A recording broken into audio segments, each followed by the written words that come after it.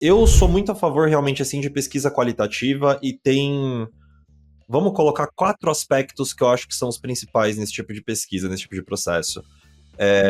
Você tem on-site polls, que são enquetes que você faz dentro do contexto do próprio site.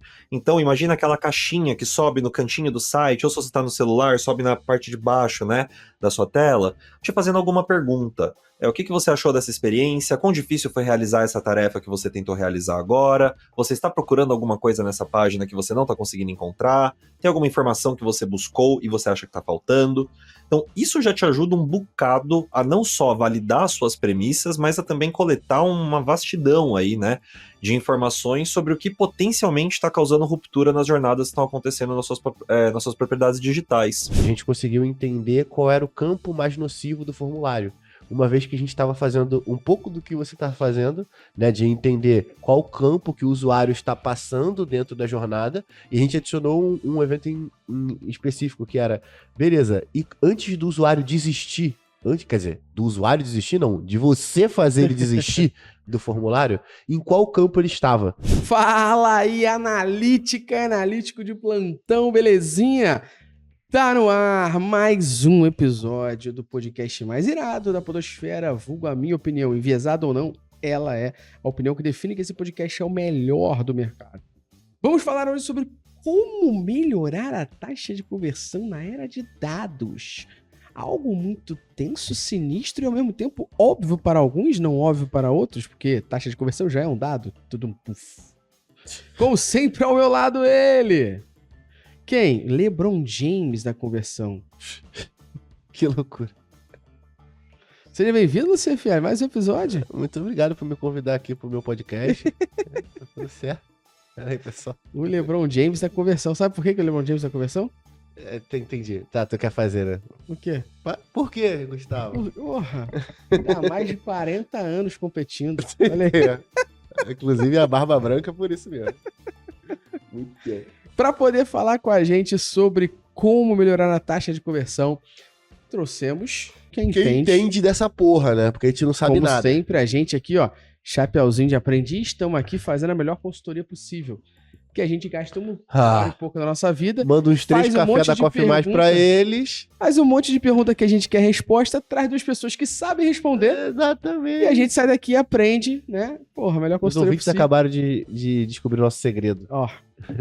Para poder compor esta banca, teremos hoje Gabriel Toffet e André Vieira. Vou pedir para o Gabriel se apresentar, André na sequência se apresentar. Vou começar pelo Gabriel, que está estreando aqui na nossa humilde residência. Sim. Primeiro, obrigadíssimo pelo convite, por estar aqui. Realmente uma grande honra. Eu já venho trabalhando com marketing aí já faz um bom tempo, já há alguns anos. E uns 5 anos para cá, mais ou menos 5 anos e meio, eu comecei a trabalhar especificamente com growth e com CRO, né? A trabalhar, né, tocar algumas áreas assim, mais voltado para SaaS, assim, especificamente. Eu me especializei lá na CXL, né, que é a grande escola, né, e referência para todo mundo. E só para quem não conhece, tá? A CXL é a Métricas Boss gringa.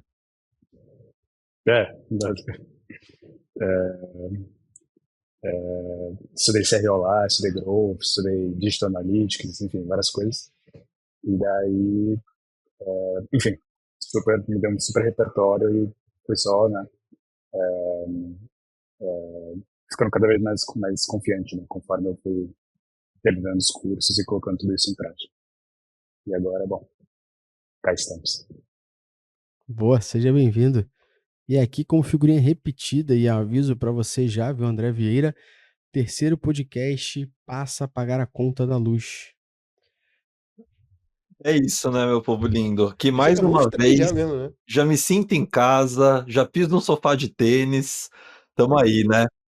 Então, senhores, muito obrigado aí por me receber mais uma vez. É sempre um prazer, uma honra estar aqui, né, com 2 nomes gigantes aqui do nosso mercado, 2 das melhores mentes que a gente tem de analytics, e acompanhado de um outro convidado também que é brilhantíssimo aqui. Cada vez mais crescendo para os lados, inclusive.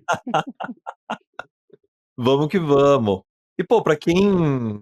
Deve ter uma galera que tá cansada já de me ver, mas pra quem não cansou, pra quem não conheceu direito ainda também, Meu nome é André Vieira, eu tô trabalhando aí no mercado de CRO e experimentação, tem aproximadamente uns 14 anos, eu acho, tô ficando velho pra burro, não sei se o cabelo branco aparece ou não aparece na câmera aqui, mas tá cheio dele também.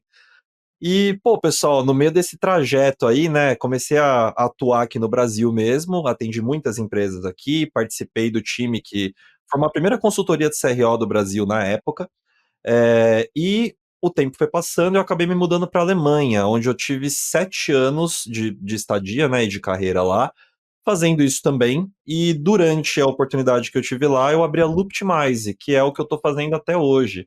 Nós somos uma agência focada em experimentação, otimização das taxas de conversão e melhoria das jornadas dos visitantes aí, em tudo que você puder imaginar que exista de canal digital, mas com foco maior em sites e apps mesmo. E bom, veio trazer a cabelada branca, veio trazer os anos de experiência todos aí, veio trazer um monte de groselha também. Vamos falar de coisa boa, vamos falar de CRO hoje, vai. O que que vocês Boa. trazem de bom, Ó, meu povo? vambora. Acho que a primeira parte pra gente começar aqui contextualizando e trazendo pra audiência a consciência, eu vou começar essa pergunta até pro Gabriel e o André complementa aqui, é que as pessoas, muitas vezes, quando a gente fala sobre CRO, as pessoas acreditam que CRO é teste AB. É basicamente isso. É só estão chamando de maneira diferente. Ponto. E a gente já debateu em alguns episódios aqui no Analytics Talks, a gente fala isso publicamente de outras formas, em outros lugares, que não é só isso. Que CRO, até a sigla aí, vocês vão poder falar melhor. Eu queria começar contextualizando um pouco o que de fato é CRO, para entender daqui a pouco, no decorrer aqui do episódio, como de fato a gente pode melhorar a taxa de conversão na área de dados, porque a gente vai entrar em debates até sobre o que é a taxa de conversão, porque isso pode variar para cada tipo de negócio. Tava até recentemente, a gente deu uma aula, um treinamento no grupo Magalu para época cosméticos e para estante virtual, e o pessoal falando assim, pô, taxa de conversão, por que eles chamam essa área aí de conversões? Conversão é venda. Eu falei, o GA não é usado só para e-commerce. Então não pode ser conversão venda. Porque você é um e-commerce, é venda. Tem outros negócios que não é. Então taxa de conversão pode variar para cada objetivo que cada um tem, papapá. Eu queria que vocês trouxessem aí, Gabriel começando pra gente, uma contextualização maior sobre o que de fato é CRO quando as pessoas falam sobre isso. Eu enxergo o CRO um pouco pela lente do próprio inbound marketing, né? Como se elas fossem uma espécie assim de disciplinas irmãs ou disciplinas primas, assim, por assim dizer. Porque, né, se você deixa para trás, por exemplo, a ideia, né, a antiga ideia do funil tradicional de marketing, né, e você coloca no lugar o que acabou vindo depois, que é a roda, né, a flywheel, né, o growth, o loop de growth, né, pelo menos pensando em termos de inbound ali, você acaba com 3 estágios, né, que são, né, atrair, engajar e encantar, né. E aí então você pega esses 3 componentes e você se pergunta, né, tá, então como a companhia faz para atrair, como a companhia faz para engajar e como a companhia faz para encantar, né, aqueles que no início são somente prospects, né, são estranhos assim até então, mas que ao final se transformam em consumidores, né, ou até mesmo promotores, de repente, né. Então, né, ainda pensando em inbound, né, então por quais canais, com qual linguagem, eles conseguem encontrar as respostas que eles precisam dentro do site, dentro do app, como que eles fazem para falar diretamente com alguém, eles precisam realmente falar diretamente com alguém, né, e se precisam, qual a velocidade da resposta, tanto antes de se tornarem consumidores como depois de se tornarem consumidores. E por se tratar de um loop ali, né, de ser uma coisa iterativa, sempre pensando nisso, um processo de melhoria contínua, ele é uma soma e uma incorporação de cada vez mais aprendizados, né? E quem está do lado fazendo isso, né? Justamente o CRO, né? Então, para responder toda essa coisa, como que eu atraio, como que eu engajo, como que eu encanto, como que eu atraio mais, né? Como que as referências, etc. É lá que está o CRO logo ao lado, otimizando as mais diversas taxas de conversão aí.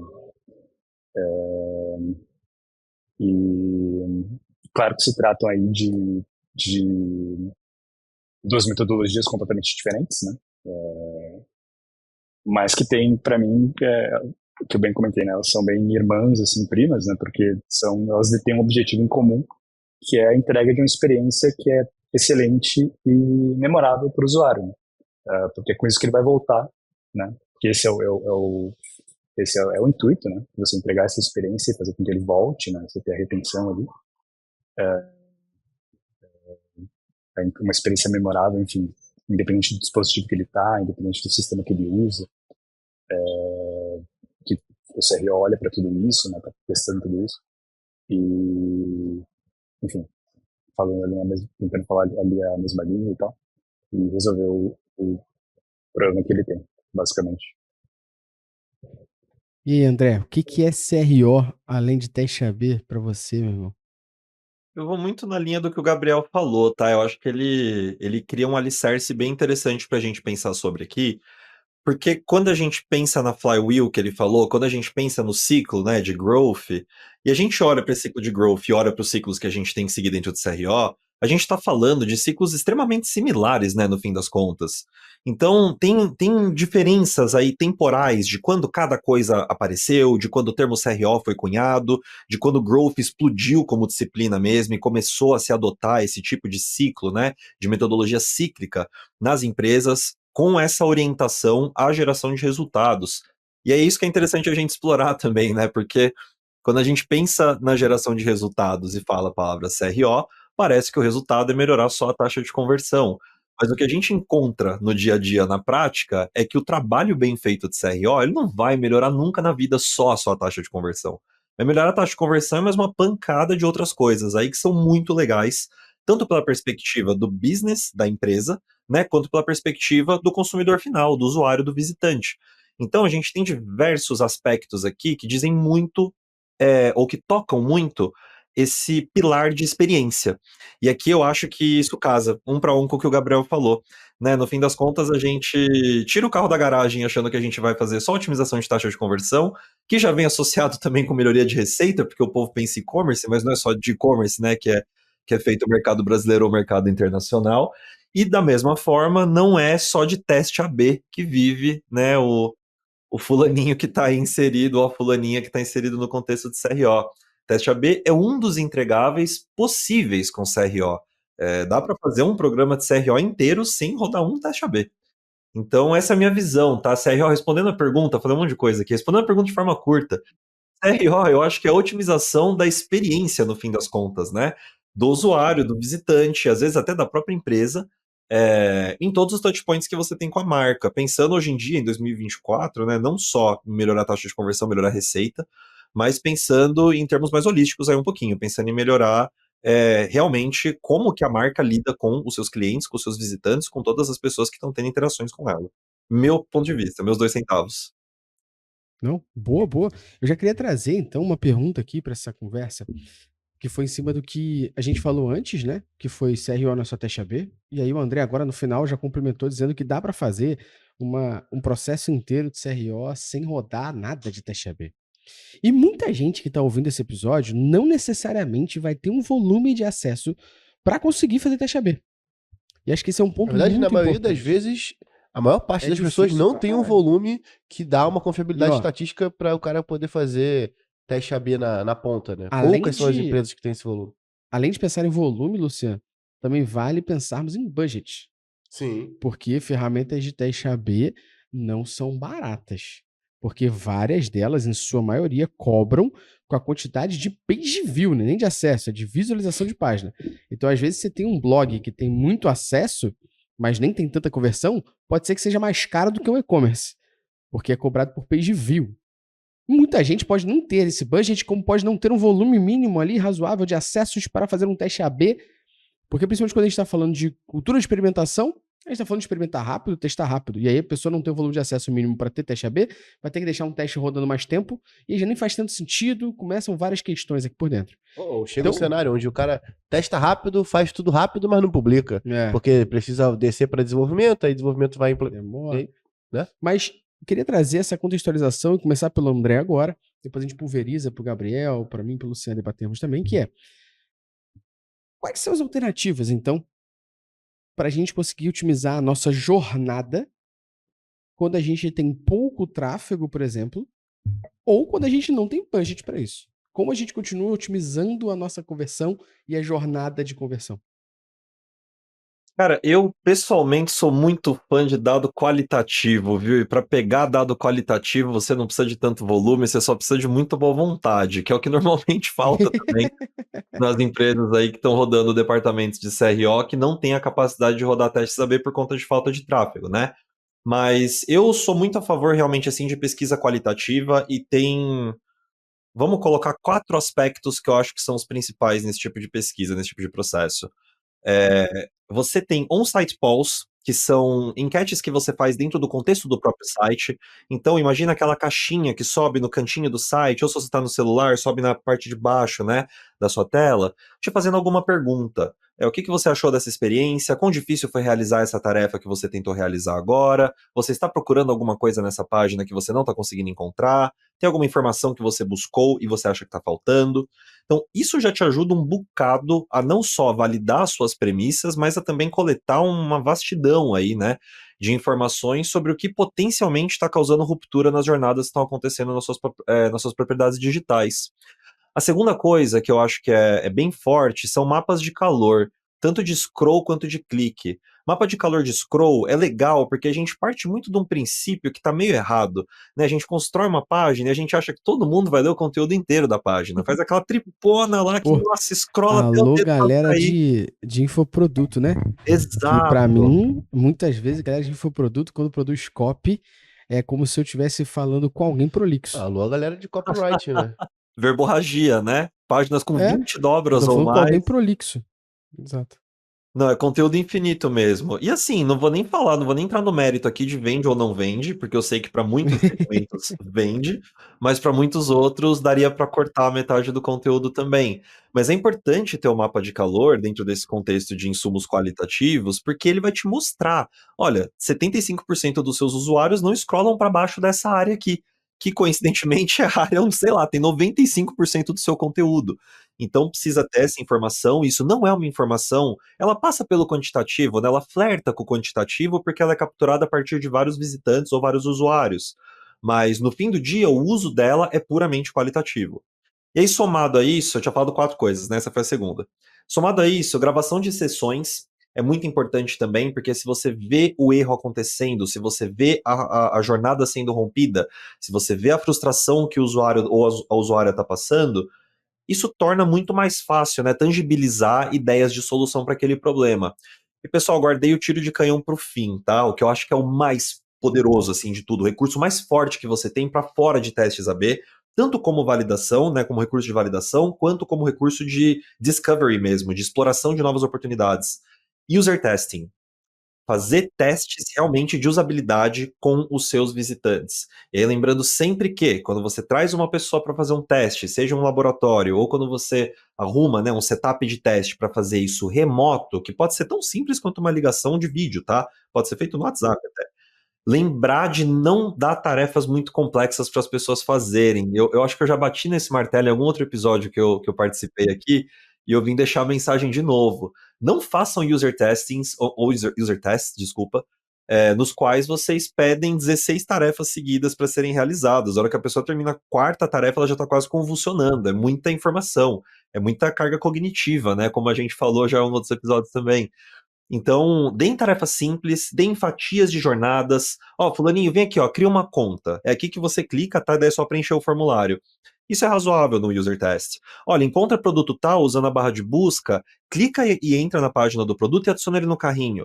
Isso é ok. Ah, fulano, entra no Google, procura o site, cria uma conta, depois de criar a conta, compartilha na rede social, procura um produto, faz, esquece. Convulsão, derrame, na hora a pessoa já começa a passar mal, não dá muito certo. Então, vou passar a bola pro Gabriel aqui, que ele deve ter ideias aí também sobre isso, e deve ter coisas para complementar. Mas, recap rápido: on-site polls, mapas de calor, gravação de sessões e user testing, testes de usabilidade. Não sei se eu falei na mesma ordem que eu trouxe inicialmente. Falou sim, por incrível que Boa. pareça. Então vamos lá. É, Não, é que a parte de condicionar tava engraçado, tava gostando. Assim, na verdade, teve há um tempinho atrás, que eu fiz um curso daquele cara que escreveu aquele livro chamado Product That Growth, né? E daí tinha um módulo lá sobre onboarding, que ele fazia um mapeamento bem interessante, assim, que eu achei bem legal, que eu acho que se encaixaria bem aqui como uma alternativa para quando justamente você não tem muito tráfego mesmo, ou dinheiro, realmente, né? Então, ele basicamente fazia assim, abria o Trello, né? Montava um Kanban básico ali, e só que ao invés de, né, ser o Kanban, né, tradicional ali, backlog, né, por fazer, fazendo, etc, ele mapeava, na verdade, toda a jornada, né? Então, você tinha ali, né, o primeiro ponto, é a pesquisa. Então, o usuário começa me encontrando pesquisando, sei lá, métricas boss no Google, por exemplo, ou podcast de analytics no Google. Segundo ponto, né, a segunda interação seria justamente, né, o clique nesse link. Daí, claro, né, vai ter a landing page, aí o que vai acontecer lá na landing page? Isso já é um próximo passo dentro do Kanban. Um clique no CTA, algum formulário, alguma coisa assim, então. Daí, se a gente está falando no caso de SaaS, né, aí o que vai acontecer dentro caso a pessoa virar uma consumidora, né? Aí vai ter que ativar e-mail, né? Vai ter que confirmar e-mail depois, fazer a conta, tarará, tarará. E aí ele mapeia tudo isso.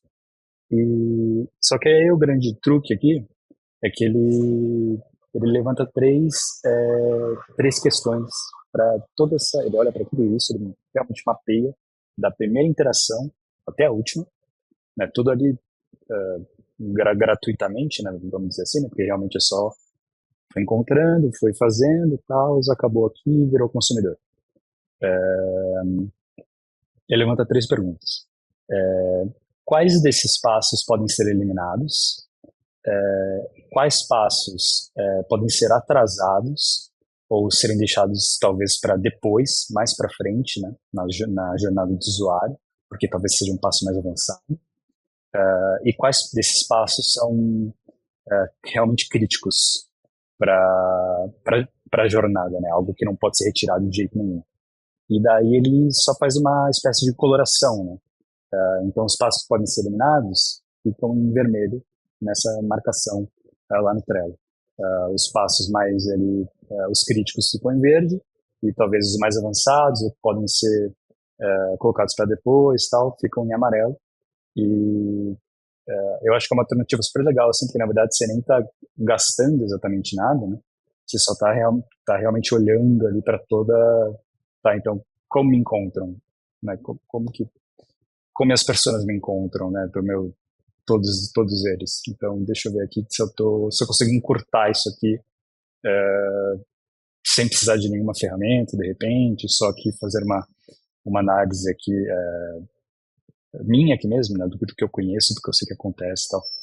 E que eu acho que complementaria junto com, óbvio, tudo que o André falou, super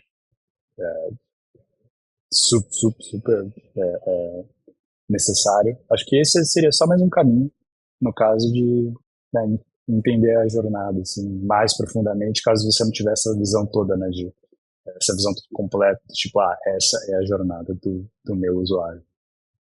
Eu gosto muito disso que o Gabriel falou, viu? Acho que é realmente um método muito bom. Eu não tenho certeza agora, Gabriel, acho que foi o Wes Bush que escreveu o livro, não sei se é dele. É ele, né? O cara tem a cabeça muito boa. Esse método que você descreveu, eu acho que ele é muito poderoso porque ele faz duas coisas que são essenciais para uma jornada poder funcionar. Ele força você a pensar em como remover fricção. Então, assim, onde tem clique desnecessário? Onde tem passo desnecessário? Arranca fora. E ele força você a pensar em como construir aceleração também. Porque existe uma tendência de que tarefas mais difíceis, quando elas são apresentadas mais tarde na jornada, isso dá oportunidade para os usuários e para as usuárias construírem uma aceleração prévia. Então, você já tá num embalo. Você começar um formulário e preencher nome, sobrenome, CPF, cidade onde você mora, logradouro, etc., tudo é muito fácil. Hora que chega num dado, tipo número de passaporte, dificilmente a pessoa tem isso de cabeça, tem que levantar e pegar o passaporte e consultar, né. Se você já começa com o passo de me fala o seu número de passaporte, que é um negócio que vai te tirar da cadeira ou vai te fazer se mexer de onde você tá pra ir pegar o tal do passaporte e consultar, a sua chance dessa pessoa concluir, né, todos os demais passos, tende a reduzir um pouquinho. Não é via de regra, né, não é que sempre aconteça, mas tem estudos até que robustos, né, ilustrando que esse é um efeito sim que se obtém. Então, nossa, cara, não teria como dar uma sugestão melhor, viu? Acho que é uma forma muito, muito sofisticada e, do meu ponto de vista de nerd de otimização de jornada e tudo mais, muito bonita de otimizar sem rodar teste AB. É realmente uma solução maravilhosa. Eu queria trazer 2 pontos em cima do que vocês trouxeram. Beleza? 2 aqui. Primeiro, vocês falaram sobre várias formas que ficaram bem explícitas aqui para a galera conseguir fazer otimização sem teste AB. E acho que ficou muito claro aqui. Mas eu tenho 2 perguntas em cima disso. Que é pergunta número 1. A gente fez o Kanban, por exemplo, ali que o Gabriel explicou um pouquinho e tal, e a gente entendeu que existem páginas de fricção. Ou, como o André explicou aqui agora, você pediu o passaporte no final, entendemos que é de fricção.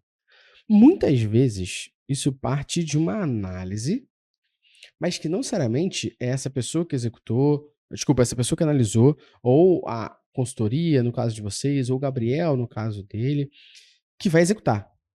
Ele vai criar isso, analisar e falar: oi, ó, precisamos fazer isso aqui.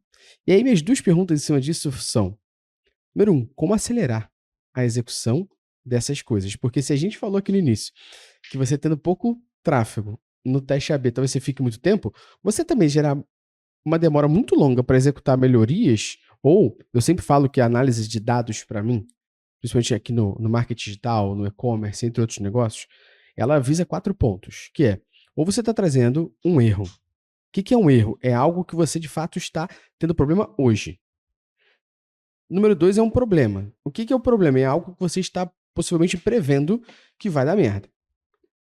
Terceiro, é uma melhoria. É algo que já funciona hoje, mas você está vendo que existe espaço para fazer de outra forma e evoluir, seja o que seja a ser evoluído. E número 4, oportunidade. É algo que você analisou e tem uma oportunidade de trazer algo para a sua empresa.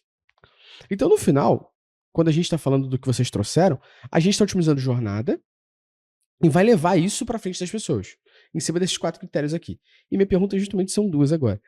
Sem teste AB, como é que a gente mede o resultado, por exemplo, de tirar o passaporte e entender que melhorou? Melhorou o quê? Como é que a gente faz essas definições? Essa é a primeira pergunta. E a segunda pergunta é: como que nós conseguimos acelerar a execução dessas análises? E aí deixo para vocês responderem, quem quiser levantar a mão agora. Eu vou dar o start aqui, daí você vai complementando, pode ser, Gabriel? Só para tirar o que tá na cabeça aqui. Vou responder ao contrário, na verdade, tá? Vou começar endereçando o segundo ponto. Sobre acelerar a execução, primeiro queria falar sobre a importância da execução em si. É claro que o troço precisa ser feito, porque senão não adianta a gente identificar um monte de otimização e nunca, né, colocar nada do que pode ser otimizado no ar, não colocar as versões melhores no ar. Só que existe um ponto também muito grande sobre priorização, porque a hora que a gente faz um processo como esse que o Gabriel descreveu, 1 milhão de coisas vão subir para a superfície, né? Vai ter um monte de coisa ali que você não estava imaginando que estava acontecendo na jornada, elementos que você esqueceu, que estavam nas suas páginas, ou nas telas que você está otimizando, e aí fazer esse processo traz tudo isso para a superfície.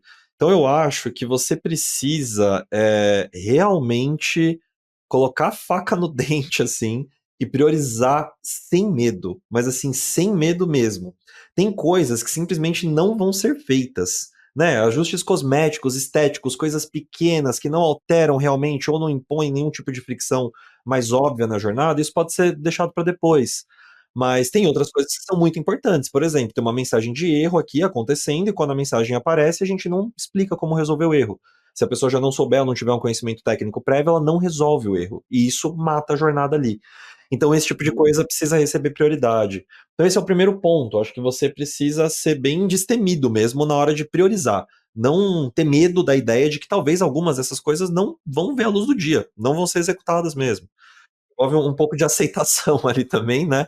Aí paguem os terapeutas de vocês aí para isso encaixar mais fácil, todo mundo poder dormir bem à noite, sem ter pesadelo com hipótese de priorização, de otimização do ar. E a outra coisa é que eu, pelo menos, sou um grande. Eu acredito muito fortemente que você ou precisa ter poder de fogo dedicado para executar as melhorias que vêm de otimização. Então, assim, quando eu falo dedicado, não precisa ter uma pessoa só fazendo isso necessariamente. Se a sua empresa for pequena, essa realidade vai ser difícil. Mas se tem um dev, por exemplo, um desenvolvedor, um programador trabalhando em cima das melhorias e das questões que precisam ser programadas e colocadas no ar, dedicar algumas horas semanalmente dessa pessoa para essa pessoa só olhar programação orientada à execução dessas melhorias, dessas hipóteses de otimização mesmo.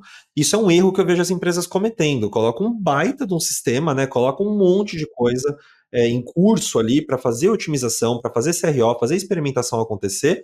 Mas daí, pô, beleza, experimentamos, fizemos o tal do CRO, né? Saiu na outra ponta aqui que a minha versão é melhor do que a que está no ar. E quem que vai executar isso agora? Né? Falta um pouco dessa parte do raciocínio da execução mesmo. Então, recomendo ou dedicação de horas aí, né, de um profissional, se você puder dedicar o tempo inteiro de um profissional para isso, e tiver volume de hipóteses para fazer esse movimento, melhor ainda. E caso nada disso funcione, caçem recursos externos. Você não precisa contratar uma pessoa para fazer isso, né? Não precisa ser um funcionário na sua empresa. Você pode terceirizar esse tipo de trabalho também. Então, eu acho que é isso, mas assim, no fundo, meu raciocínio não tem muito como evitar o fato de que vai dar algum trabalho, né? Que é uma outra parte aqui da crença sobre CRO no Brasil, que eu tenho umas conversas de maluco, às vezes que eu não entendo. A gente vai achar 56 melhorias pro seu site, vai instalar um dedo e elas vão pro ar? Não é desse jeito, né? Alguém tem que codar isso aí, alguém tem que fazer o design disso aí. Então a resposta é priorização e acender isqueiro debaixo aí da garganta certa, né? Do tomador de decisão. Fazer sentir o quentinho ali, ó, tá pegando fogo, tem um monte de coisa pra fazer, cara. Vamos ganhar dinheiro ou não vamos ganhar dinheiro, entendeu? Pra ganhar dinheiro tem que investir um pouquinho também, né? Eu penso E se não fosse trabalho, seria férias e é algo que não tem nada a ver com a outra. Uma coisa não tem nada a ver com a outra. Então dá infelizmente, trabalho, porra. Dá trabalho. é isso mesmo. E tem até uma coisa que eu lembro que eles, que justamente no curso de CRO lá na CXL, né, eles falam de um avanço do CRO para uma outra coisa chamada COE, que é Center of Excellence, né? Esse centro de excelência. Então, você começa ali fazendo a pegada do CRO, né? Começa tendo esse primeiro pacing, né? Essa coisa de um teste por mês, dois testes por mês, tipo assim, não tem problema, você não precisa começar com 20, 25, 30, assim, sendo que você nunca fez. Você nem vai saber como fazer aquilo, né?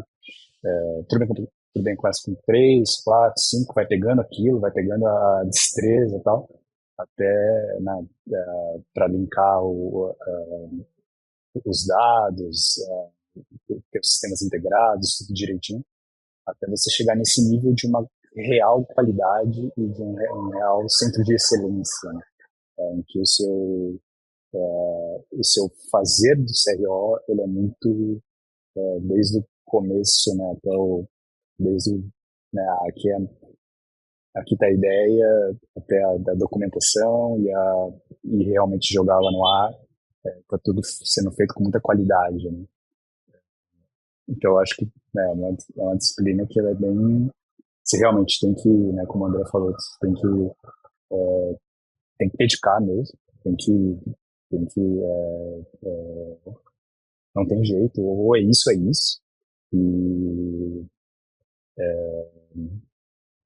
mas porque tem lá no final você vai ganhar, com certeza, não tem jeito, se você não ganhar dinheiro, você vai ganhar aprendizado, pelo menos no primeiro momento, aí depois você ganha dinheiro. Então acho que é meio isso. Eu queria justamente pegar um pouco do que vocês falaram para trazer primeiro um ponto antes aqui para devolver outros para vocês, tá? E o primeiro ponto antes que eu queria trazer aqui, o Gabriel falou sobre aprender, e pelo menos você aprende alguma coisa. Você conhece algum lugar que as pessoas podem aprender sobre isso? Sobre analytics, aprender sobre utilização de ferramentas, aprender a usar oratória para contar histórias e quem sabe até convencer na aceleração da execução disso? Olha, eu conheço. Inclusive, eu acho que você trabalha nessa mesma empresa que eu vou falar aqui agora. Tá. Métricas boas Prime muito forte. Você achou que eu ia sacanear, né? Eu trabalho nessa mesma empresa mesmo, cara. É que ela é muito grande, acho que a gente não se conhecia antes. Exatamente. Mas lá tem mais de 22 treinamentos para você poder aprender não só sobre otimização de conversão, que inclusive deveria ser otimização da jornada, e você poderia falar um pouco sobre isso aqui daqui a pouco pra gente, e muito mais lá, não só a comunidade, a gente tem uma comunidade maravilhosa lá com os nossos assinantes, onde a gente debate e a gente tem um ecossistema muito maneiro onde a galera troca ideia e se ajuda muito, tá? Então, sem ir tirando a zoeira, a comunidade de fato pra mim foi a parada mais foda que a gente fez esse ano, inclusive, porque a galera tá ali se ajudando 24 horas e domingo, às vezes, 3 da tarde, ao invés de estar assistindo o Domingão do Faustão, nem sei se existe ainda, mas... É Domingão com o Hulk agora. Domingão com o Hulk, a galera tá lá trocando ideia e falando sobre analíticos, acho que isso é muito foda. Então você pode garantir, inclusive, o seu acesso a essa plataforma, clicando no link aqui onde você vai arrumar um desconto, uma moral, um agrado, um afago. Eu aprendi um negócio, tá, Luciano? Na vida ao longo desses anos, que a gente precisa ser humilde. Mas quando a gente também é honesto, a gente pode falar as verdades assim, abertas pra galera. É que assim, tem duas formas de você aprender sobre analytics, métricas e ver a utilização disso aplicada a marketing digital, produto, e-commerce. Tem duas formas. Uma, você fazendo igual eu fiz, sei lá, em 2002. Lendo, aplicando, e quando dá merda, lê outra coisa. E aí, aplica, e quando der merda, você lê outra coisa. Talvez em 7, 8 anos, você vai começar a entrar no patamar de que muita gente que começou agora vai estar. Porque qual é a diferença disso? É você buscar o conhecimento só quando dá merda, ou seguir uma trilha de conhecimento que forme você como um profissional. E aí, sem qualquer humildade agora, não existe lugar melhor na América Latina, e nós somos um dos maiores lugares do mundo para você estudar sobre isso e se tornar um profissional relevante de análise de dados aplicados a marketing digital, e-commerce e produto. Temos treinamentos focados lá, inclusive treinamentos exclusivos como de amplitude dentro da ferramenta do Prime, além da comunidade do Discord, que tem várias pessoas se dedicando, documentando, debatendo. E aí, volto, né? Você tem duas formas de aprender. Dando merda, buscando na internet, achando artigo, ou você pode dar merda e num fórum perguntar, pessoal, já aconteceu com vocês? E aí mais de 2.000 pessoas podem falar, nossa, pior que já!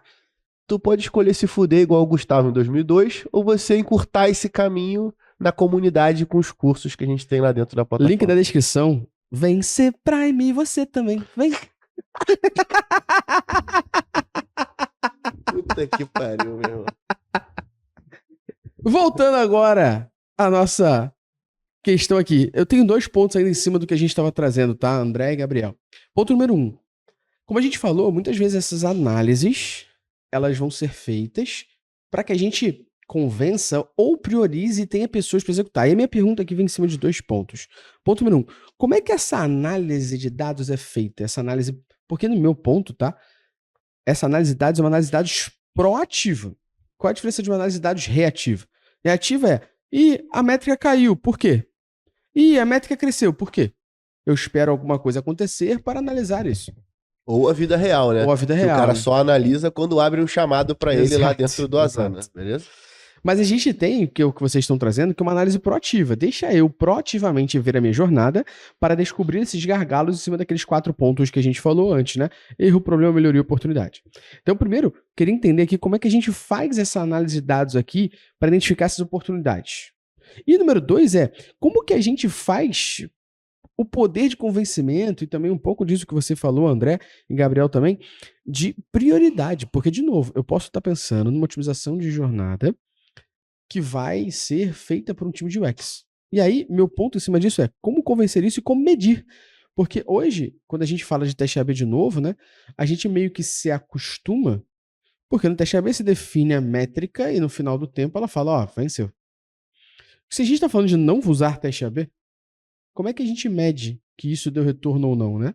Como é que vocês fazem isso e como que a análise de dados de vocês ajuda não só a descobrir, mas também a priorizar / convencer que as empresas, áreas e squads executem isso? Tinha essa última SaaS que eu estava trabalhando, a gente estava dando uma renovada no site, assim e tal, porque ele estava com uma cara um pouco mais, a gente queria dar uma cara mais moderna para ele, e com isso, obviamente, veio ali o tinha um blog também, né? Lógico que são entidades diferentes, eles não precisam ser um igual ao outro, né? Mas já que a gente estava dando uma cara mais clean, né, pro site, a gente resolveu dar uma olhadinha ali pro, pro blog também, né? Tipo, talvez vamos mudar a estética aqui, vamos ver como funciona isso. E daí no blog, todos os posts, eles tinham sempre um banner bem no meio, assim, um banner, um mock-up, assim, bem no meio do texto. Tinha outros mock-ups, assim, em volta, tá? E daí a gente não tinha exatamente certeza do quanto estava gerando de conversão ali, né? Porque na verdade era mais para baixar um e-book, baixar um iPay, alguma coisa assim. E já que a gente estava dando essa limpada, né? Tipo assim, será que isso aqui é necessário? Vamos, talvez, acho que o melhor caminho realmente vai ser, né, rodar esse teste, assim, não vai ter muito jeito, né? E daí, a gente usava a VWO, né? Que eu considero Visual Website Optimize. uma grande ferramenta. Né? E daí, enfim, depois de um mês, a gente percebeu que, na verdade, ninguém praticamente olhava para os banners. Ninguém, assim. Vendo os mapas de calor, passava completamente batido. E os mapas de clique, eles mostravam que a maioria dos cliques eram em cliques que estavam ou já no próprio post, né? Ou eram cliques para fechar justamente alguma coisinha, alguma pop-upzinha que aparecia, assim, tipo, baixe esse e-book e tal. Era mais para fechar do que para realmente se interessar ali. E ali foi claro, né? Foi um resultado negativo, né? Foi tipo, tá, então nada disso aqui tá funcionando. Então, o que a gente faz aqui? Vamos tirar, né? A gente chegou numa conclusão, a gente até achou um conceito depois que eles chamam de, acho que lá dos anos 70, chamado banner blindness, né? Cegueira de banner, que as pessoas só passam reto, assim. Elas realmente nem, por mais gigante que seja, elas só vão, assim. E daí aquilo, né, deu uma oportunidade, tipo, tá, então como que a gente vai trabalhar fazer essas análises a partir de agora, né, chamar a atenção dessas pessoas, e sem essas imagens, né, já que a gente tá trabalhando com materiais inbound aqui e tal. Mas apesar do resultado negativo, né, que a gente, no caso, precisa fazer um teste AB para isso, foi muito interessante que daí a gente já formulou uma outra coisa completamente diferente, né, então agora o blog está limpo, é só o texto direto, se tiver alguma coisa que a gente quiser que a pessoa baixe, vai estar depois, lá embaixo do texto, depois que a pessoa lê, né, assina a newsletter, botar lá embaixo, deixa a pessoa tranquila lá e tal. Foi que eu acabei lembrando aqui, assim. E, enfim, me perdi um pouco no raciocínio. Aqui. Não, relaxa. Você estava Deu falando pra sobre entender, a deu pra entender. proatividade, sobre análise de dados proativas, e o caso que você trouxe, ele traz um pouco disso, né? Banner blindness, Exato. o que vocês estão identificando aí, vem realmente de uma iniciativa proativa de procurar problemas, que não vai Exatamente, porque se aparecer. você não, se não pensasse em nada, você nem ia ver eu falar, questionar o banner e deixar lá, né? Exato, isso não vai aparecer num relatório comum aí de Digital Analytics, não vai aparecer num relatório comum de performance do site também. Sim. E daí foi realmente, né? Foi essa coisa de tirar e daí a gente pensar, então tá, então como a gente vai começar a trabalhar isso agora, né? Vai trabalhar com uma pop-up, vai realmente só trabalhar com instruções de e-mail, etc, etc. Mas foi nessa busca mesmo de tipo, tá, o que já existe aqui realmente funciona, né? Ou será que não funciona tanto assim, né? Então vamos colocar aqui em questão aqui o que já está aqui, né? E daí a gente descobriu descobriu que não funcionava e depois alterou. Pô. E em cima disso que o Gabriel trouxe, André, como é que a gente, por exemplo, se não tem teste AB, mede essas otimizações, complementando, né, o que o Gabriel trouxe, e prioriza isso, porque, de novo, né, acho que um dos maiores gargalos, o Gabriel pode complementar também um pouco mais, é que você gera análise proativa, que o Gabriel gerou, e aí você tinha uma ferramenta de teste AB, pô, você gera e depois você fala, remove o banner. Até aí, né, acho que é mais tranquilo, porque você usou o teste AB e falou remove, é uma fricção menor. Agora, muitas vezes o que vocês fazem no dia a dia é uma otimização de etapa, por exemplo.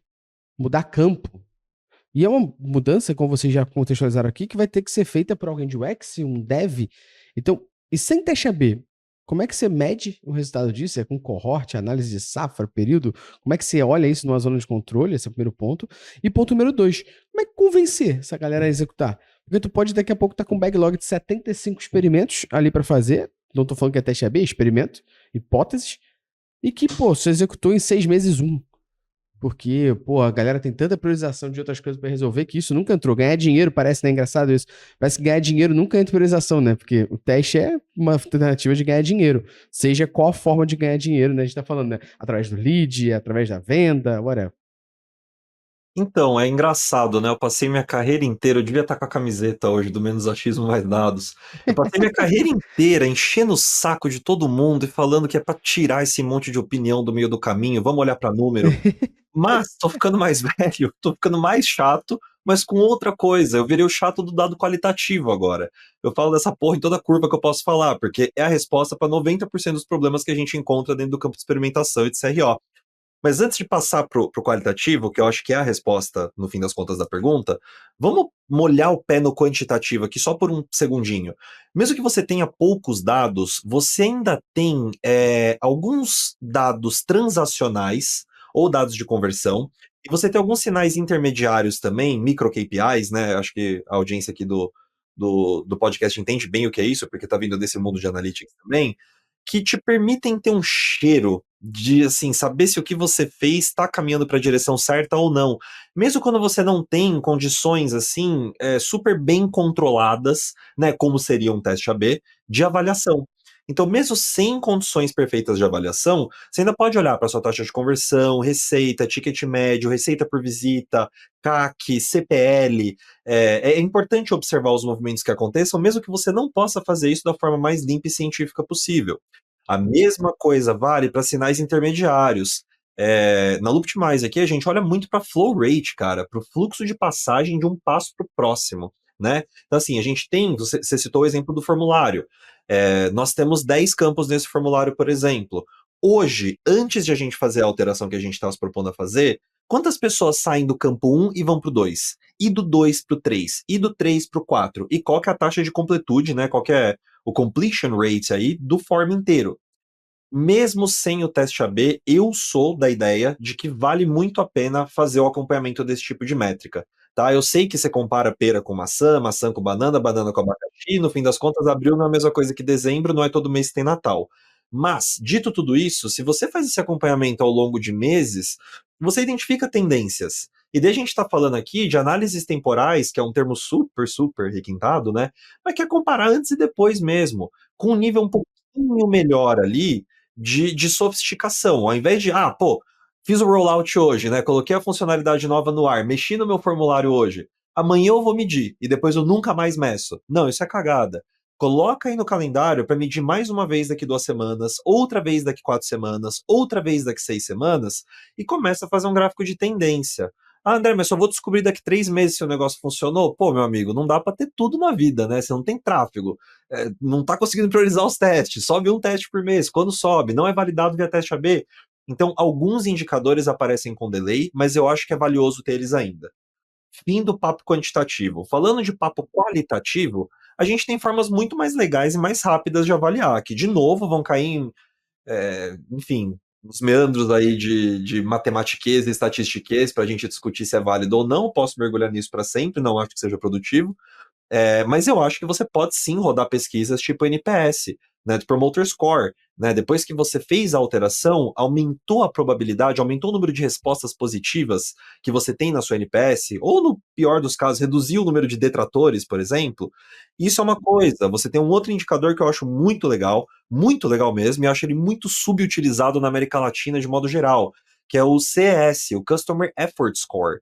Então, quão difícil foi para você fazer essa tarefa que você acabou de fazer? E por que eu acho o CS muito sexy? Porque você tem a opção de apresentar ele como um site poll, usando aquelas caixinhas que eu falei antes. Então, assim, você aperta o gatilho de aparecer a pesquisa enquanto o assunto tá quente. NPS tem muito esse problema, né? Você faz uma compra na loja do fulaninho de tal, uma semana e meia depois vem um e-mail, qual é a chance de você recomendar? Cara, nem lembro que eu comprei mais. Recomendar você para lugar nenhum, nem sei quem é você mais. E se você apresenta no contexto, você mata esse problema, né? A pessoa acabou de preencher os 10 formulários lá, os 10 formulários, ó, tomara que seja um formulário só. Os 10 campos do formulário. E Não, mas apertou os 10 a formulários. gente atende alguns clientes aqui e até pegando essa linha, a gente já fez algumas coisas muito próximas disso, né? Então, pô, só vou deixar aqui algumas sugestões do que a gente já fez. Por exemplo, a gente conseguiu entender qual era o campo mais nocivo do formulário. Uma vez que a gente estava fazendo um pouco do que você está fazendo, né? De entender qual campo que o usuário está passando dentro da jornada, e a gente adicionou um evento em específico, que era, beleza, e antes do usuário desistir, quer dizer, do usuário desistir, não, de você fazer ele desistir do formulário, em qual campo ele estava.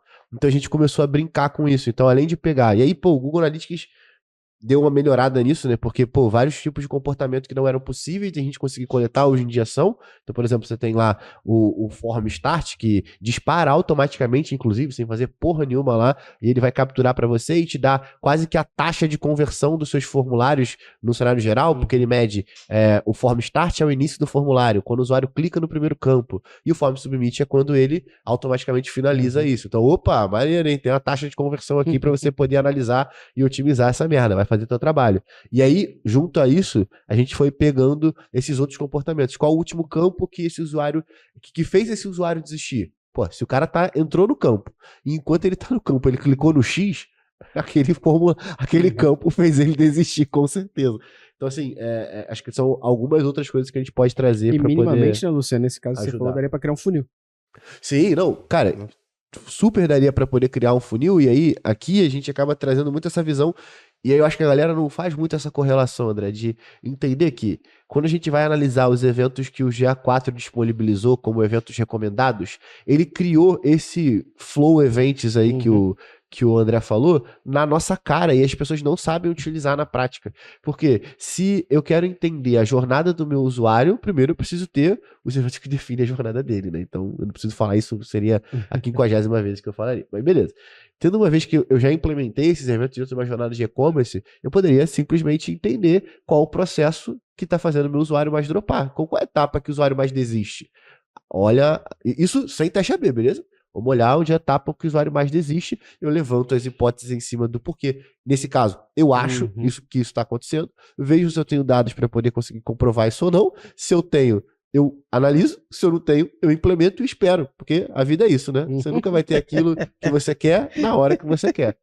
Cresça, vire adulto, implemente o evento e espere que esse dado tenha maturidade para que você consiga fazer uma análise, porque o que acontece muito, pelo menos que eu vejo, eu quero a opinião de vocês também, o cara vai lá, implementa a porra do evento, deixa 3 dias, toma a decisão dele baseada em 3 dias de coleta, numa funcionalidade que ele nem tem maturidade para poder definir que aquilo dali é o tempo correto para que a gente tome uma decisão baseada. Então acho que falei uma caralhada de coisa aqui, vocês me desculpem, né, mas é muito para poder trazer essa visão de que o GA4 trouxe exatamente isso. Quando você entra dentro de uma página de produto, ele, por padrão, ele faz isso quase que de propósito, de definir a nomenclatura dos eventos em cima de visualização e ação.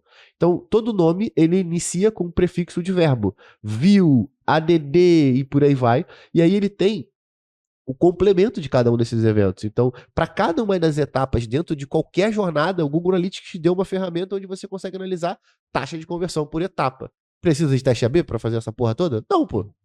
De forma alguma. Eu fui uma das pessoas que quis ir lá na frente do prédio do Google tacar pedra quando eles forçaram o GA4 em cima de todo mundo, né. Mas esse mérito aí é um mérito que não dá pra tirar deles mesmo, Luciano. O lance de monitorar métricas intermediárias de jornada e de sucesso melhorou muito, muito do Universal pro 4. E o que você tá falando, cara, tem um valor imenso. Eu realmente acho, no fim das contas, que a parada inteira é mais simples do que a galera quer fazer parecer que é, né. Então a gente começa a pensar em como que a gente mensura, que é a pergunta original do Gustavo, né. A galera começa a ver, não tenho como fazer teste AB. Ah, vamos fazer séries temporais, vamos fazer regressões de tudo quanto é tipo, linear, logística, papapá, método da diferença, indiferença. Cara, para com tudo isso, para essa merda inteira. Olha o que você tem de básico, faz o arroz com feijão bem feito, que o resultado vem. E se você é uma empresa grande, tá ouvindo isso e falando, ah, mas eu não tenho a ferramenta, papapá, pô, você é uma empresa grande, tem que tomar vergonha na cara também, investir o que tem que investir para ter o ferramental adequado para tua equipe ou para tua pessoa ou para as equipes envolvidas, né, num programa eventual de experimentação e otimização, poderem fazer o trabalho delas direito, que é uma outra tendência, assim, tô negociando cada vez mais aqui no Brasil, tô vendo cada vez mais coisa, né? É uma tendência muito forte que eu vejo. Empresa que imprime dinheiro, empresa que você olha os resultados da empresa, cara, fizeram um tanto de dinheiro. Que você somar, sei lá, 50 empresas do meu quilômetro quadrado aqui, elas vão fazer 1/10 disso nos próximos 10 anos. E esse é o resultado só do ano passado, né? Dessas empresas gigantes. E, pô, não investe numa ferramenta de teste AB. No mundo que a gente tem Verify.io por 99 euros no mês. Cara, não existe isso. Precisa botar dinheiro, precisa rir pra fazer. Ao contrário. Precisa fazer Quem rir quer pra rir tem que fazer fazer rir. rir. Exato. Isso aí. Então esse é meu ponto de vista, tá? Eu acho que não precisa super complicar as coisas, e métricas intermediárias aí que o GA4, como o Luciano bem falou, palavras muito sábias, já tá meio que configurando sozinho para vocês, galera.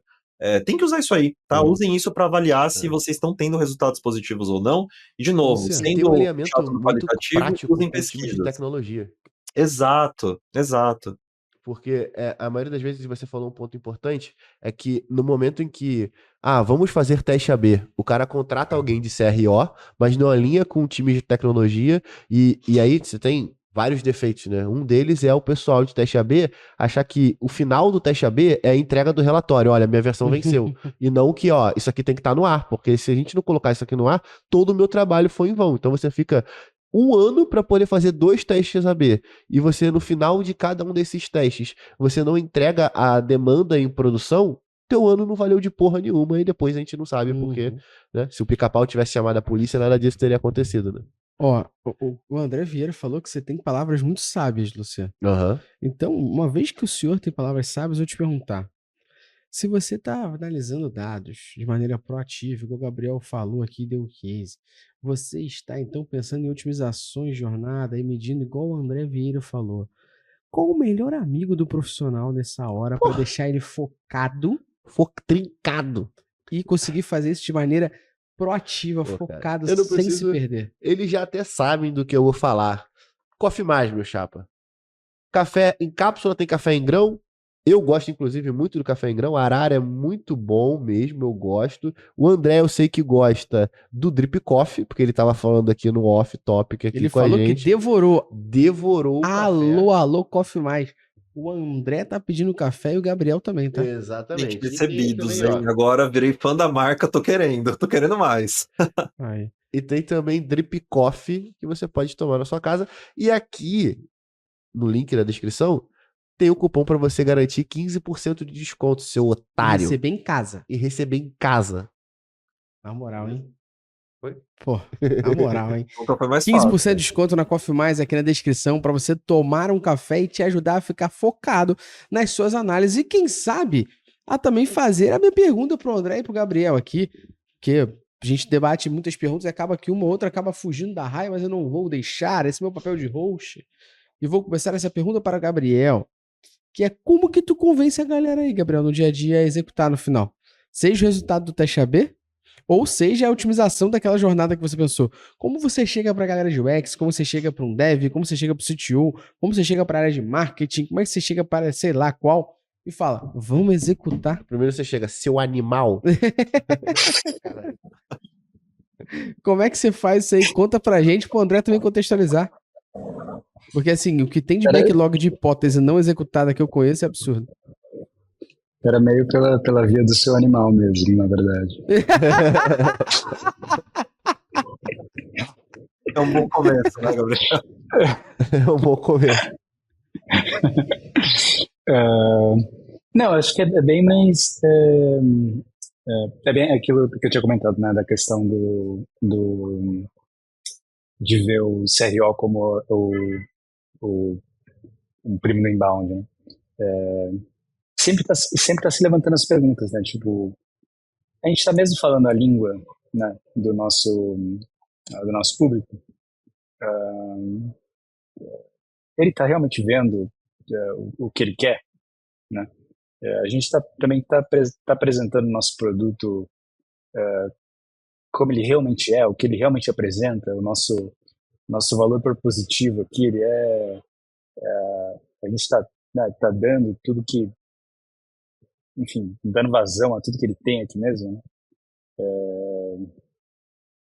E daí jogar realmente tem que jogar essas perguntas, né? Bem no sentido de tipo, então, ó, tá, então a gente tem isso aqui no site, tal, tem isso aqui no produto, não sei o quê, tem isso aqui na rede social, tal. Mas assim, vamos ver se é isso mesmo, né? Vamos ver se tá se tá dentro, se a versão ótima ou se tem ponto de melhora aqui, né? É bem, não sei, vai um pouco na nuance, assim, né? Mas é bem, é questionar realmente, né? O sentido ali de, tipo, tá, as pessoas evoluem, né? Elas querem experiências mais personalizadas, elas, enfim, cada vez elas compram de um jeito diferente, tem fora as tendências de mercado, tarará, tarará. Então você tem que jogar tudo isso dentro da empresa também, né? Tipo, olha, então vamos. A gente tem que alterar. A gente tem que alterar. Se for um resultado diferente, tudo bem, foi um resultado diferente. Mas se for um resultado negativo, tudo bem, foi um resultado negativo. Mas e se aparecer um resultado positivo aí no meio? Né? Pode ser que a gente seja né, uma geração de receita aí que ao longo do tempo vai só se somando. Então não é na parte do seu animal, mas é bem realmente sempre na questão do tipo, gente, não vamos travar. Eu tava, vi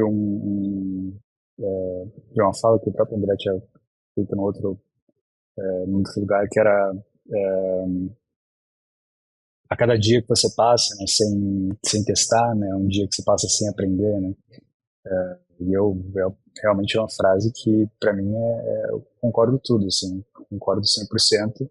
E é basicamente você colocar tudo em questão, assim, meu site em questão, meu e-mail, minha nutrição de e-mail em questão, minha rede social em questão, só não seu logo em questão, né, senão vai ser o trampo, mas jogar esse aprendizado para todos os dias, assim, e é isso.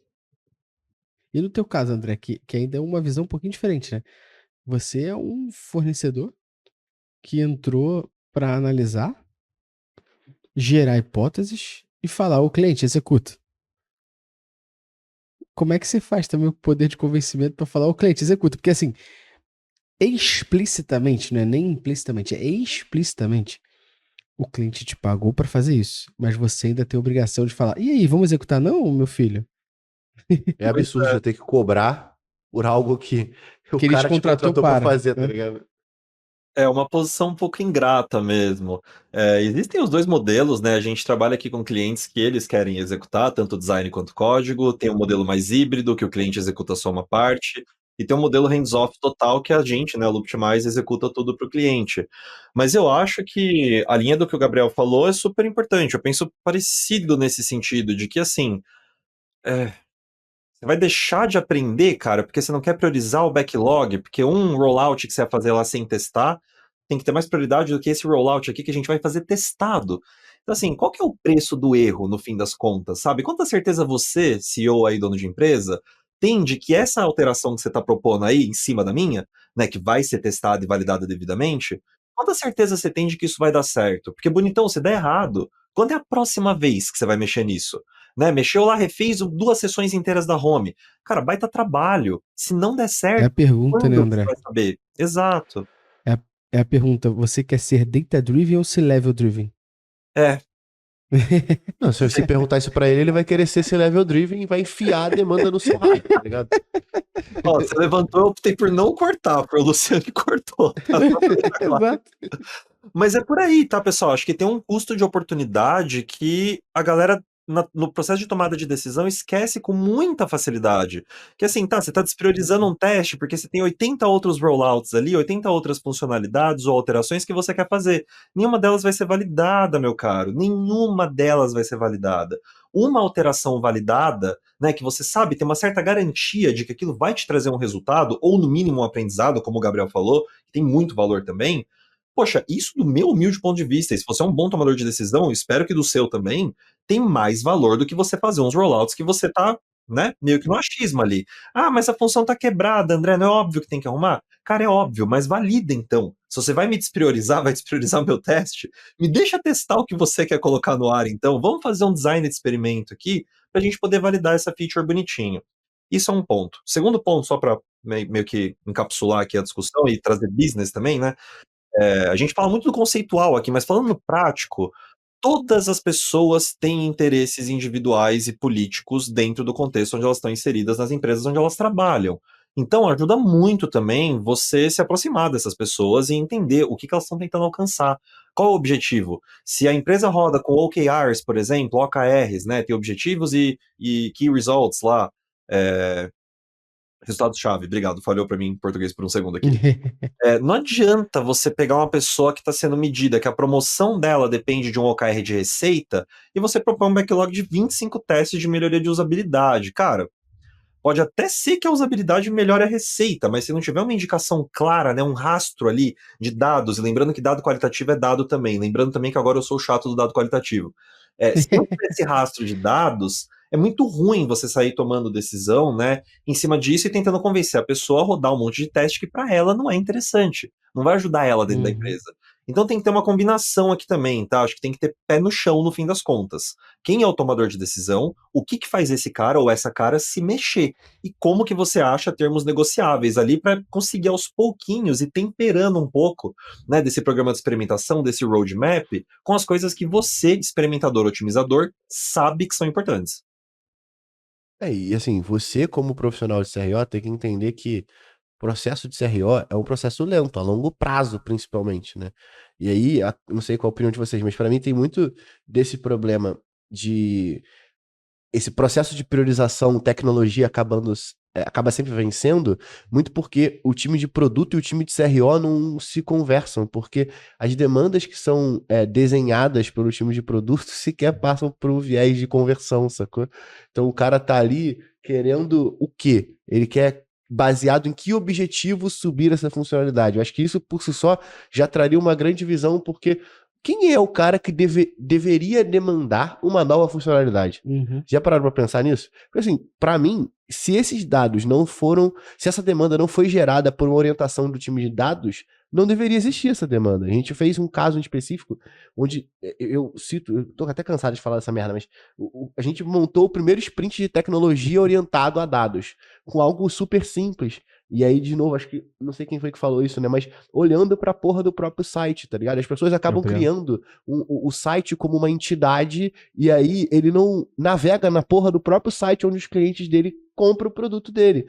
E aí, o que a gente conseguiu perceber com uma ferramenta que custava $10, que na etapa XPTO, o cara tinha tanto erro JavaScript que disparava na página, que a otimização de conversão era resolver a porra dos bugs ao invés de ficar otimizando o tempo de login, tá ligado? Então, assim, qual o limite, né? A gente nunca vai conseguir ter um time orientado à otimização de jornada se o time de jornada é um time separado do time de produto. Eu não sei como que isso fica dentro das cadeiras das empresas. Se CRO é algo que nas empresas ficam mais debaixo de marketing ou fica debaixo de tecnologia ou debaixo de produto. Se vocês puderem trazer essa visão aí, seria ótimo. Não sei como é que o Gabriel vê, mas o que eu encontro aí é meio que debaixo de tudo quanto é canto, viu? E debaixo do guarda-chuva de produto e de marketing, são dois guarda-chuvas comuns aí para CRO. É, tem outras possibilidades também, né, Gabriel? O Gabriel falou um negócio bem legal também. Eu acho que existe uma. Se a gente pensar assim de forma bem sequinha, existem 3 estágios de evolução do CRO dentro da empresa, como departamento ou como disciplina. Geralmente vai começar com uma pessoa, ou 2 ou 3, uma equipe bem pitiquinha, bem enxuta, que faz CRO. Faz, na verdade, processos de CRO e fica tomando pau lá infinito, porque nunca vai nada pro ar, não consegue prioridade no roadmap, toda essa discussão que a gente está tendo aqui fala muito sobre esse tipo de estágio de maturidade, né? Segundo estágio, um pouquinho mais evoluído que isso, é quando você tem um squad inteiro de CRO. E aí já tem uma etiqueta lá. Essa aqui é a galera de CRO. Entendeu? E aí tem uma pessoa que faz análise quantitativa, uma pessoa que faz research, uma pessoa que dá o ritmo aí e as diretrizes estratégicas do programa, e galera para executar também. Geralmente essa equipe já vem com designer, com programador pelo menos, e às vezes até com uma pessoa de copy, tá? Um gerente de projetos. Esse é o estágio 2. E o estágio 3, que é o mais evoluído, né? É o que o Gabriel falou, centrais de excelência. E aí que o negócio fica bom. Aí que a brincadeira toma forma, né? Toma volume. Porque aí você tem a empresa inteira experimentando, e quando não sabem o que fazer, choram para a central de excelência. Aí se tem um modelo que funciona, mas isso exige mudança de mindset, isso exige mudança Porra, cultura pra de cultura cacete. empresarial. Não é fácil de fazer esse processo. É. Então, sentar para E quanto fazer tempo CRO demoraria se eu quisesse exige. começar agora? Se eu quisesse começar agora, tipo assim, eu tô na fase 1, André. Me salva. Eu tenho uma pitiquinha, né? Duas pessoas fazendo. Pitique. É porque ele falou, eu achei engraçado. Ele falou pitiquinha. Eu nunca tinha usado Meteu a essa palavra. pitiquinha, foi bom. Palavra meio de velho, né? Tô Mas- falando, tô denunciando cada vez mais minha idade aqui, não É consigo me palavra de conter. Não, pai eu isso acho que também. tiveram várias coisas que vocês falaram aí que são super importantes, mas essa daí é um ponto de quanto tempo demora, beleza? Uhum. E do outro lado, levantar uma bola também depois para o Gustavo cortar, que é sobre existe uma fonte de dados que são uma caralhada infinita de hipóteses que você pode olhar dentro de qualquer empresa agora. Toda empresa tem. Uhum. Saque. O quanto as pessoas negligenciam os dados de saque para poder gerar as hipóteses em cima. Enfim, falei. Vocês entenderam. Sim, Vai sim. lá, Gabriel André, complementa aí que o André falou, que o Luciano falou. O Luciano tá. Do nada ele resolveu lançar as perguntas pra vocês aí, meu E chapa. tudo fora da pauta, que é o que é melhor. Não, são perguntas excelentes. Não, deixa a pauta pra lá.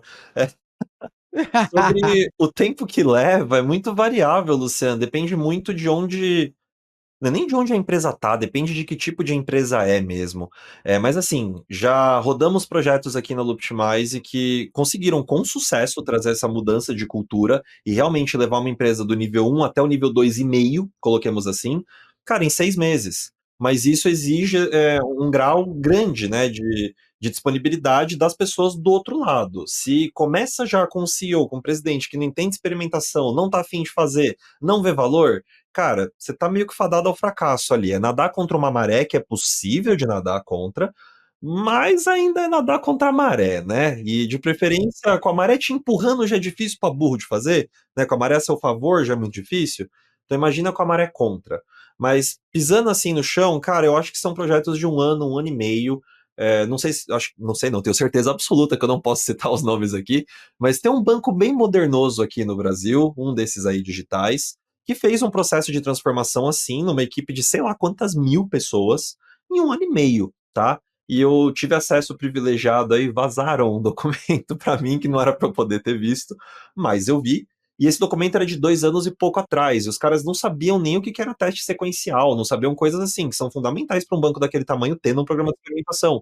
E hoje eu já sei que eles estão no topo do que é possível ser feito, né, com experimentação, e estão encabeçando assim as empresas mais inovadoras dentro desse campo na América Latina, fazendo algumas coisas que eu acho que não tem ninguém mais no mundo fazendo, inclusive. Então varia muito, realmente varia muito. Eu sei que não é a resposta que, né, que entrega ali direto o Não, papo não, reto, eu mas é o que é. acho que o importante é você deixar um valor para comparar, né? Então, pô, beleza. Se eu sei que um banco, né, que um banco digital, que a gente sabe que já nasce com uma veia do ponto de vista técnico e tecnológico digital muito maior do que um banco normal, conseguiu fazer em 1 ano e meio para 1.000 pessoas, Aí o cara faz a regra de 3 que ele quiser fazer pra poder aplicar no cenário dele, tá ligado? Exato.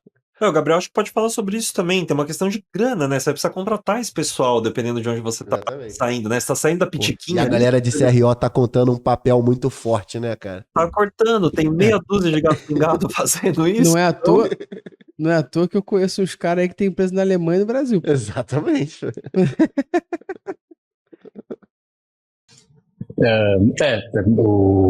Tem essa questão política muito importante, né, que o André tinha comentado antes.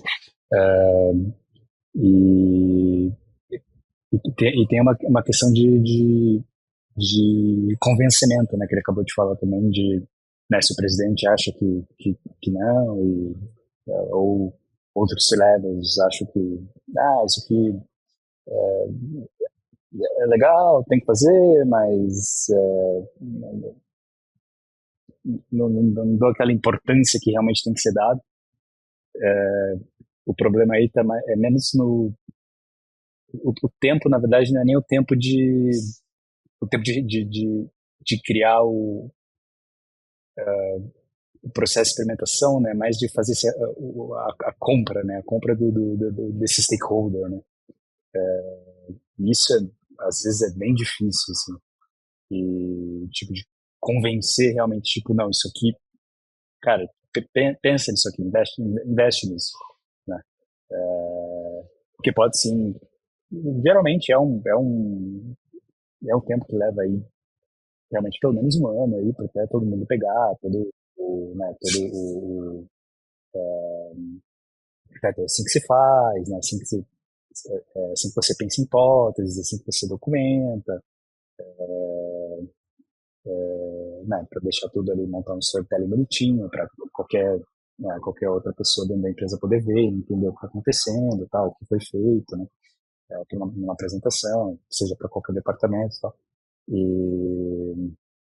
Mas às vezes eu acho que demora mais, do que eu já vi, às vezes demora mais não a implementação da experimentação, que eu chutaria aí também um ano no mínimo, e mais a compra, o tempo que leva para você comprar, né, o convencimento, né, do pessoal mais lá do topo, né, as ferramentas, ou não necessariamente as ferramentas, mas eu digo muitas ferramentas, uma coisa, né, tipo, me dá um mínimo aqui do que eu preciso para conseguir, né, andar com isso, né, dar os primeiros passos, né, poder provar para você que com um primeiro A mais B aqui que isso vale o investimento, né? Pô, eu queria trazer uma pergunta aqui para vocês agora nos finalmente desse papo maravilhoso que estamos falando e fazendo, que é, André falou aqui sobre jornada, Gabriel concordou sobre jornada, Lucian concordou sobre jornada e todo mundo falou sobre otimização de jornada, não apenas sobre conversão. Muita gente está ouvindo, a gente bateu nessa tecla de talvez não ter condição de fazer teste AB, não ter budget, não ter volume, mas todo mundo pode fazer otimização de conversão. Então, de maneira rápida e pragmática, agora na cabeça de vocês, qual seria o processo mínimo que a galera deve ter para poder analisar dados e otimizar suas jornadas de conversão? Qual seria o mínimo que essas pessoas têm que fazer? Vou deixar a bola quicando no meio aqui. Vamos ver quem vai chutar, Carlos Misaki ou Oliver Tsubasa? O Gabriel tá fazendo cara de quem tá pensando, então eu vou deixar ele. Ele tá refletindo, né? Tu veio aqui pra se divertir, o cara te colocou pra pensar, né? Eu tenho um negócio meio enlatado aqui que eu posso falar, se quiser, Gabriel, que daí te compra tempo, pode ser? Não. Vamos lá, então. Eu tava pensando no café, hein? Tava pensando no café. Então, Manda lá. eu disse enlatado assim no sentido de que eu respiro muito essa realidade aqui, então é fácil de falar, né? Vem na ponta da língua já. Tem 3 coisas que são indicadores aí comprovadamente muito fortes no contexto de mensuração da qualidade da jornada, e eu acho que, ou melhor, da qualidade da experiência como um todo. E eu acho que isso permeia o contexto de jornada, permeia todo esse tópico que a gente está falando sobre. Vem da Forrester, tá? Esses indicadores, e eles falam que os pilares principais são 3: interação, percepção e resultados. E a gente trouxe isso para o Optimize, e aqui a gente adicionou uma palavra em cada um deles. Então a gente fala sobre contexto e interação, qualidade e percepção, expectativas e resultados. Quando a gente está falando do primeiro ponto, contexto e interação, é o que de fato acontece na jornada, de onde as pessoas vieram, para onde elas estão indo, ou tentando ir, e o que está acontecendo nesse entretempo, né? Informações que você arruma no GA4, tá? Então, fontes de tráfego, páginas visitadas anteriormente, cliques, scrolls, eventos, erros, tempo de espera. É isso. Contexto e interação. Segunda coisa, qualidade de percepção. Como os visitantes se sentem nessa jornada? André, mas minha jornada é a melhor jornada do mundo, você quer? Tá, pega a sua opinião e joga fora. Interessa Todo o que mundo a acha, pessoa né? tá sentindo, exato. E às vezes a sua jornada é de fato boa, às vezes tem muito estudo e muita otimização lá, mas na outra ponta chega um feeling meio porcaria, a pessoa não acha que aquilo foi bom. Então, a gente está pensando aqui em nível de dificuldade da navegação e nível de motivação construída. Qual que é a percepção dos visitantes sobre isso? E aí você consegue medir isso com o Site Pulse, que eu falei antes, né? O tal do Customer Effort Score, quão difícil foi fazer essa tarefa que você acabou de fazer, enquetes, gravações de sessões, tudo mais. Gente, lembrando que tem como fazer tudo isso com ferramentas gratuitas hoje em dia, tá? A gente deu saltos bons aí. Não tá tão caro mais fazer CRO em termos de ferramental, nem otimização de jornada. E por fim, expectativas e resultados. O que os visitantes querem poder fazer quando essa jornada terminar? Então, qual que é a tentativa, né, de ação aqui? Pensar realmente assim em quais promessas, ofertas, o que a gente colocou que é relevante ou irrelevante na frente dessa pessoa, tendo em vista todo o contexto que a gente já mapeou antes. De onde essa pessoa está vindo, quais anúncios ela leu, quais promessas a gente fez, qual que é o tanto de parcelamento que a gente oferece, quais são os meios de pagamento, qual é a cor do produto, e por aí vai. E, de novo, informações disponíveis ou a olho nu mesmo, é abrir o site e olhar, ou informações disponíveis no GA4, tipo taxa de conversão, número de vendas, receita, por aí vai. Então, recap rápido. Primeiro ponto, contexto e interação. Segundo ponto, qualidade e percepção. Terceiro ponto, expectativa e resultados. Nada disso precisa de muita ferramenta para fazer, viu? Até sem o GA4 você consegue fazer um pouco disso aqui já. Ou totalmente pelo GA4, né? Na verdade. Ou totalmente lá. Bom ponto. Ou totalmente lá, é verdade. Pegando várias. Bem. Se você. Por exemplo, um próprio. Uma avaliação mínima que você pode fazer assim. Se você for ver os gráficos de drop-down, assim, tal, o que está acontecendo aqui nas minhas. Aqui da página 1 para a página 2 tem 10% de queda, mas a página 2 para a página 3 tem, sei lá, 50%. O que está acontecendo? Né? Só isso já consegue levantar tipo. Só aquele pequeno gráfico ali, tipo, opa, acho que isso aqui merece uma olhada, porque tem esse número aqui é muito grande e tá chegando, enfim, entraram 2.000 lá no começo e estão saindo o quê? 100 aqui no final? Por que será que tá tendo essa discrepância tão grande, né? Então acho que às vezes só pelo GA4 mesmo, porque teve essa grande evolução, já dá realmente, um pontapé, né? Já dá, com certeza. Pô, Luciano, mais uma vez a gente saiu daqui aprendendo muito, né? Pô, bastante, né, papai? Muito Então a forte. galera que ouviu, assistiu, né, que a gente sabe hoje, mediante dados, que mais de 75% das pessoas que estão aqui dentro do Spotify, Escutando se você nesse tá momento. se você tá no YouTube, outra coisa, mas a galera que tá no Spotify assiste em vídeo. Exatamente. Então deu pra ver esse microfone do André, deu pra ver que o Gabriel tá num investimento de um closet ali atrás dele, maneiríssimo. Deu pra ver que a gente tá com o Anti-Achismo Social Club aqui. O que essa galera tem minimamente que fazer por essa aula que o Gabriel e o André deram pra gente e que a gente disponibilizou em formato de vídeo com qualidade maravilhosa? Eu vou usar o meu jeito, não vou usar o do Gabriel, tá? Esse animal tem que dar sacanagem. Tem que dar 5 estrelas, pô. 5 estrelas aqui no nosso podcast, avaliar o podcast. E assim, completamente enviesado, porque você tem que dar 5 estrelas. Se não for dar 5 estrelas, porra, não faz porra nenhuma, beleza? Só avalia se você for dar 5 estrelas e manda pra galera Inclusive da comunidade CRO, que é pra onde a gente É. vai mandar isso. Um salve pra comunidade CRO, porque fica aqui como dica Tassiana, Lavreca. pra galera que tá querendo aprender mais sobre CRO. Uma comunidade CRO que é um grupo no WhatsApp, tem um podcast também, que falam sobre isso o tempo todo e eu acho Tassiana e do caralho, Lavreca, beleza? bravas. Salve. Ó, aqui dentro do Spotify, o que você vai fazer? Pegar os seus dedinhos e fazer assim pra nota. E se tu tá dentro do YouTube, tu vai se inscrever e dar um like, que é o mínimo para que as suas análises de dados e otimização de jornadas não sejam merdas. Exatamente. Se você quer que as pessoas priorizem as suas paradas e as jornadas sejam executadas e os resultados sejam positivos, que você consiga ter muito backlog de hipóteses executados, esses cenários maravilhosos que a gente falou aqui, eu também quero. Mas como o André Senão tu vai Vieira demorar disse, 50 anos pra poder Isso. chegar no cenário eu não 3 que o quero que André isso aconteça, desenhou. Luciano. Eu quero que a pessoa só tenha coisas positivas. Mas como o André Vieira disse, quem quer rir tem que fazer rir. Pra eu te ajudar, você tem que me ajudar. Exatamente. Então se inscreve no canal, dá like. Se tu tá inscrito aqui também no Spotify, se inscreve, dá 5 estrelas, ativa o sininho. Dá essa moral que o mundo, ó, gentileza gera gentileza, viu? Não, e eu quero ver o quanto que essa galera tá com a gente, porque a gente já tá falando há algum tempo de botar essa porra paga aí, e aí vamos ver quanto É. que eles estão com a gente hoje. André, Clica nessa porra aí. Gabriel, muitíssimo obrigado por esta consultoria, viu, que vocês deram pra gente, pra nossa audiência, sobre otimização de jornada baseada em dados. Muito obrigado, Gabriel, pela sua estreia aqui na nossa casa. Eu que agradeço. Obrigado de novo, prazer, André. Prazer, Luciano, entrevistar. E, enfim, muito, muito bom estar aqui. Muito bom bater esse Senhores, papo. Que bom, o prazer foi todo nosso. Muito Obrigado, bom. André Vieira. De volta na casinha. Juntamente com o link desse podcast, irá o boleto da Light, que é quem cobra a luz aqui da nossa sala, viu? Justo, justíssimo. Gente, igual eu falei, me sinto em casa. Muito obrigado aí por abrirem as portas mais uma vez, sempre uma honra. Obrigado, Gabriel. Acho que foi uma participação muito legal. A gente teve uma dinâmica bem boa aqui. Os pontos que você trouxe são muito, muito fortes. E, ô, meu povo, dá 5 estrelas aí nesse negócio. Vai, vamos ajudar os meninos. Isso aí. Né? Trabalho tão fino aí, sendo feito há tantos anos já.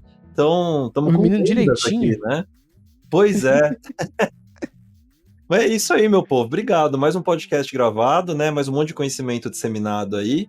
E é o papo de sempre, né? Portas abertas. Se tiverem qualquer dúvida, acha a gente no LinkedIn. Gabriel, tenho certeza que oferece a mesma abertura aí. E a gente bate um papo. Muito obrigado, Gabriel, mais uma vez. Mais uma vez, André, obrigado demais. Luciano, não te agradeço não, que a tua obrigação tá aqui mesmo.